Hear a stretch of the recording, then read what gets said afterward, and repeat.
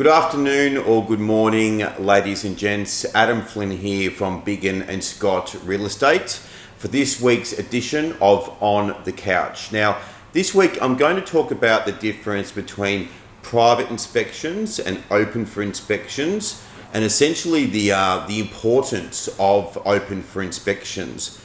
Now, when I first started in real estate going back about 20 years ago, I worked for a company and they didn't do open for inspections. All their inspections were just private appointments.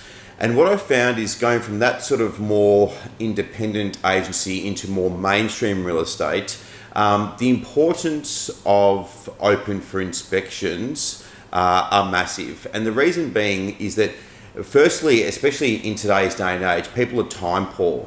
So they want to work out, with their weekends, they want to be able to schedule in when they can actually, view a property and not necessarily have to work around an agent taking them through the property, but just simply look online, see what's available and go and look without having to make that contact and make the appointment and then meet at the property, etc., etc.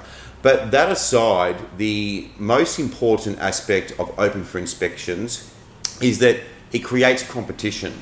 Now, if you go to an open for inspection, and let's say there is 30 people at an open for inspection, and you're there with your partner or a friend or a family member, whatever the case might be, and you go through there and you really like that property, instinctively, you will think the other 28 people love it just as much as what you do.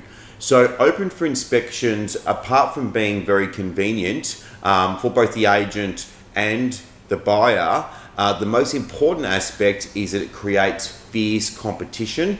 And even if there isn't a lot of competition, it certainly gives the perception of competition. Now, in previous videos, I've spoken about the fact that, in my opinion, you can't be guaranteed you've got the highest price for anything unless you've got competition, because essentially the fear of loss is bigger than the desire of gain. So open for inspections are a very, very good tool in regards to creating competition. Also, from a negotiation point of view, it's important that the agent that you engage is a strong negotiator. Now, when a buyer has come through an open for inspection and they've seen, there's just them and the agent there, they can say to the agent, was there much interest, is there much interest in this home? And the agent could say, yeah, there's a lot of interest, but the reality is the buyer won't really believe the agent anyway. They just think, they're just trying to say that to get me to pay a better price and etc., etc. The flip side to that is if a buyer goes to an open for inspection and sees 30 other people there, then they want to make an offer on that property, and they then come into the office to make the offer, and they say to the agent, is there much interest on the property? The agent can then say, well, you were at the open for inspection, you saw the 30 other people there, so clearly there's a lot of interest on this particular home. So if you're to have any opportunity to secure it, you're really going to have to stretch yourself and put your best foot forward.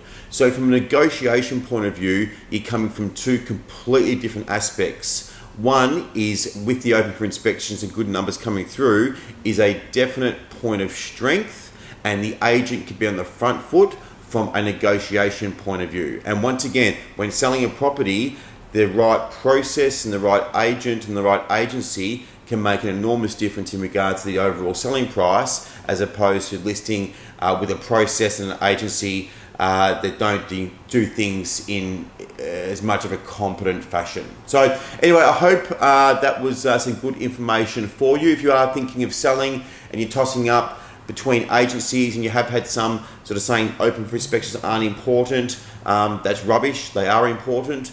And also how the agent conducts themselves at the open for inspection and the processes around that are very, very important as well. But I hope you're all well, and thank you for watching this week's edition of On the Couch, and I'm sure we'll talk soon. Cheers.